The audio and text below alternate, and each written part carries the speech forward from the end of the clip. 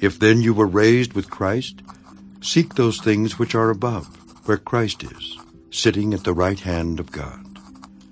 Set your mind on things above, not on things on the earth. For you died, and your life is hidden with Christ in God.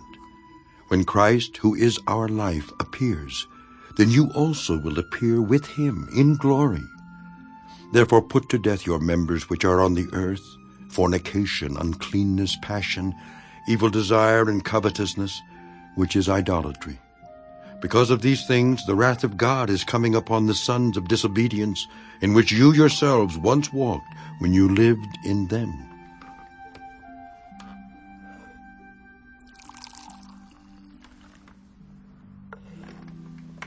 But now you yourselves are to put off all these: anger, wrath, malice, blasphemy, filthy language out of your mouth.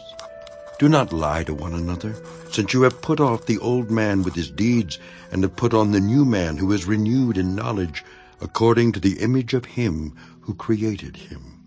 Where there is neither Greek nor Jew, circumcised nor uncircumcised, barbarian, Scythian, slave, nor free, but Christ is all, and in all.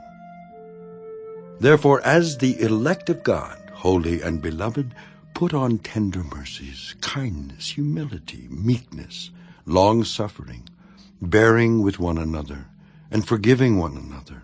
If anyone has a complaint against another, even as Christ forgave you, so you also must do. But above all these things, put on love, which is the bond of perfection. And let the peace of God rule in your hearts, to which also you were called in one body, and be thankful. Let the word of Christ dwell in you richly in all wisdom, teaching, and admonishing one another in psalms and hymns and spiritual songs, singing with grace in your hearts to the Lord.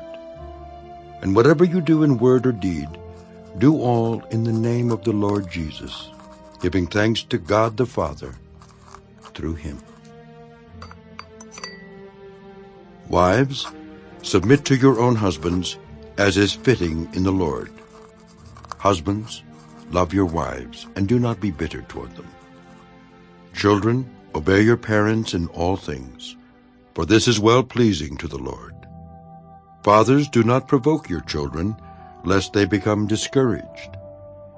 Bondservants, obey in all things your masters according to the flesh, not with eye service as men-pleasers, but in sincerity of heart, fearing God.